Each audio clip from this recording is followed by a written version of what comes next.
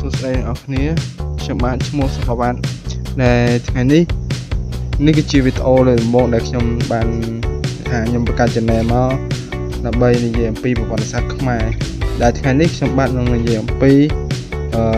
ឆ្នាំថ្មីប្រពៃណីខ្មែររបស់យើងថាតើឆ្នាំថ្មីប្រពៃណីខ្មែររបស់យើងនឹងជំនឿមកពីណាខ្លះការលេងល្បែងហើយនឹងប្រពៃណីផ្សេងៗជាដើមយើងចូលតែម្ដងទៅចឹងជាមុនដំបូងអ្នកនរគ្នាគួរតែយល់អំពីអ្វីទៅឬមួយក៏យល់អំពីថាតើបទត្រីទាំង7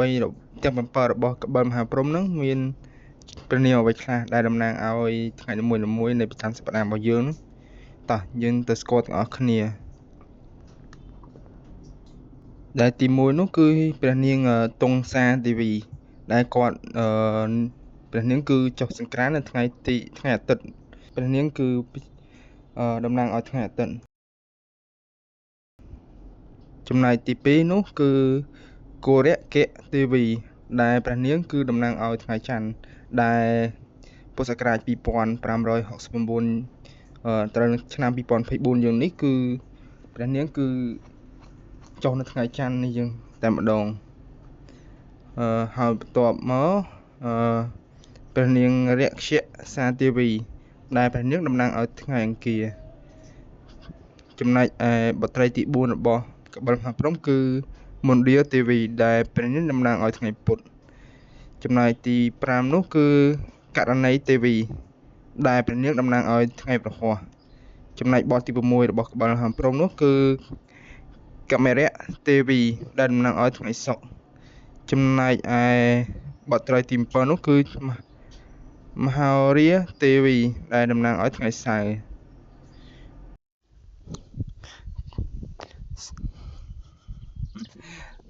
ទេវតាឆ្នាំថ្មីពុទ្ធសករាជ2569ព្រះនាម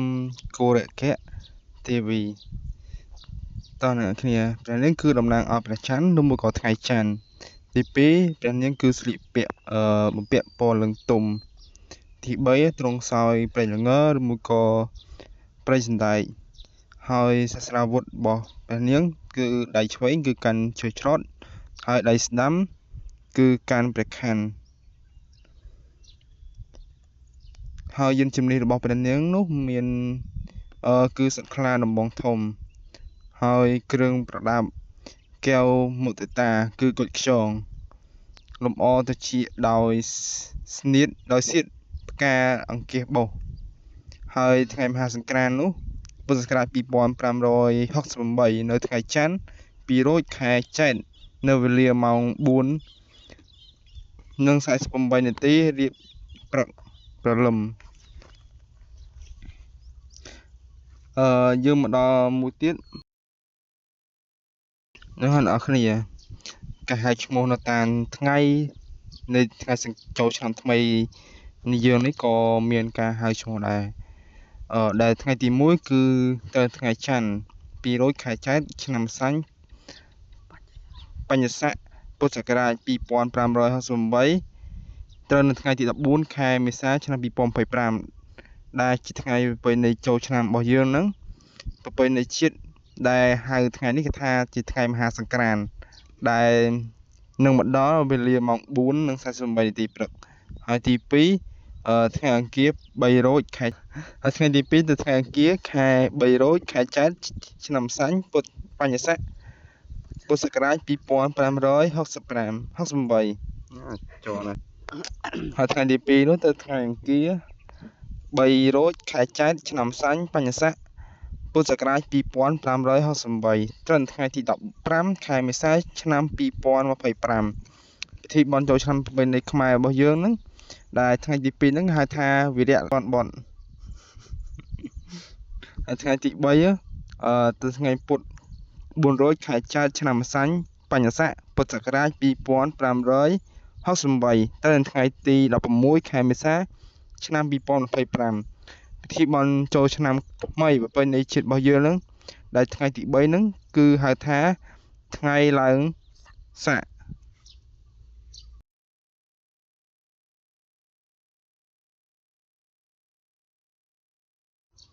តើអ្នកនរគ្នាយើងមកស្គាល់ពេលសេរីទាំង3ដែលជាប្រស្នារបស់កបិលមហាព្រហ្មទី1នោះសេរីនៅពេលព្រឹកនៅត្រង់ណាសេរីនៅពេលព្រឹកនោះស្ថិតនៅត្រង់មុខព្រោះមនុស្សតែងតែយកមុខមកលាងមុខលុបមុខនៅពេលព្រឹកហើយសេរីទី2នោះសេរីនៅពេលថ្ងៃត្រង់ស្ថិតនៅត្រង់ណាអឺសេរីនៅពេលថ្ងៃត្រង់នោះស្ថិតនៅដើមទ្រូងព្រោះមនុស្សតែងតែយកមកលុបលាងទ្រូងហើយទី3នោះសេរីនៅពេលល្ងាចស្ថិតនៅត្រង់ណាសេរីនៅពេលល្ងាចស្ថិតនៅត្រង់ជើងព្រោះមនុស្សតែងតែចូលរំលែកតែងតែយកទឹកហ្នឹងមកលាងជើង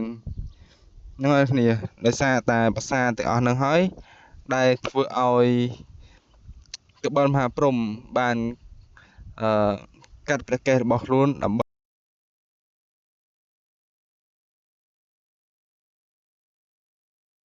ដែលព្រះបាទកបិលមហាព្រហ្មគាត់បានដាក់ប្រស្នាឲ្យទៅធម្មបាលកុមារដែលធម្មបាលកុមារហ្នឹងគាត់បានរើសឃើញចម្លើយនៅពេលដែលមានសិទ្ធិឥន្ទ្រីពីក្បាលហ្នឹងគាត់ជជែកគ្នាអញ្ចឹងគាត់ជជែកគ្នាថាស្អែកហ្នឹងយើងបានអ្វីហូប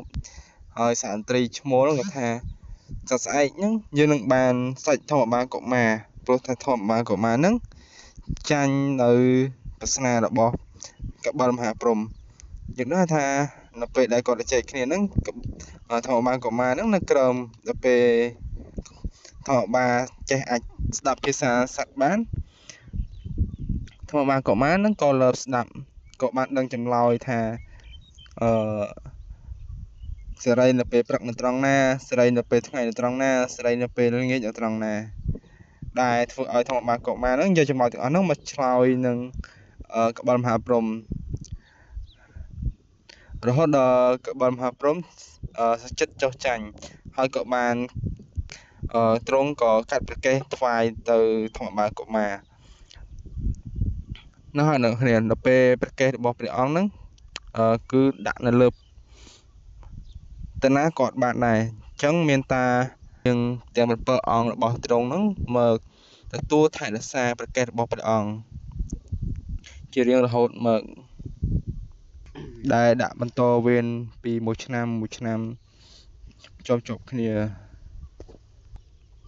តោះអ្នកគ្នាអំពីល្បែងប្រជាប្រិយរបស់យើងវិញល្បែងប្រជាប្រិយរបស់យើងមានចោលឈូងវាយក្អមលាក់កសែងទាញព្រាត់បង់គុញស្ដាច់ចងបង្រត់សង្សារខ្លែងចាប់កូនមន់ផ្សេងនឹងមានទំនៀមទម្លាប់លេងទឹកនិងប៉ាម្សៅផងដែរជាបន្ទាប់ខ្ញុំនឹងរៀបរាប់អំពីការលេងទឹកនិងការលេងប៉ាម្សៅដែលវាល្បីក្នុងប្រទេសកម្ពុជាយើងទី1ទម្លាប់លេងទឹកវាចេញមកពីសេរីទាំង3ដែល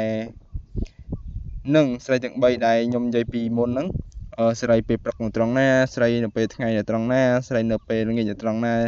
ដែលវាចេញមកពីហ្នឹងហើយទីនឹងមានការស្រង់ព្រះចេញពីការស្រង់ព្រះការលេងចេះទឹកបង្ហាញពីការ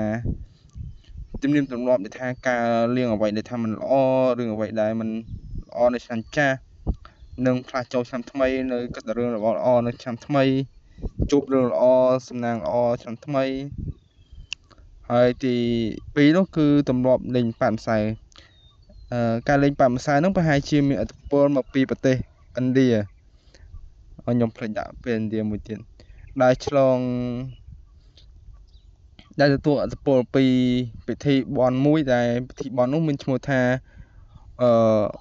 Holi ជាពិធីបន់មួយដែលនៅក្នុងសាសនាហិណ្ឌូដែលគេទទួលស្គាល់ថាជាពិធីបន់ពណ៌បាទអ្នកនរគ្នាសម្រាប់ការបកស្រាយរបស់ខ្ញុំមានតែប៉ុណ្្នឹងទេផាជាបន្ទាប់នឹងខ្ញុំបកស្រាយអំពីតើថ្ងៃទី2នោះមិនបានគេហៅថាវីរៈវ័នបុត្រហើយថ្ងៃទី3មិនបានគេហៅថាថ្ងៃឡើងស័កទៅវិញអញ្ចឹងវីដេអូបន្ទាប់នឹងខ្ញុំបកស្រាយអំពីថ្ងៃទាំង3ហ្នឹងអរគុណអ្នកនរគ្នាសម្រាប់ការទស្សនានិងការចុច like Thank you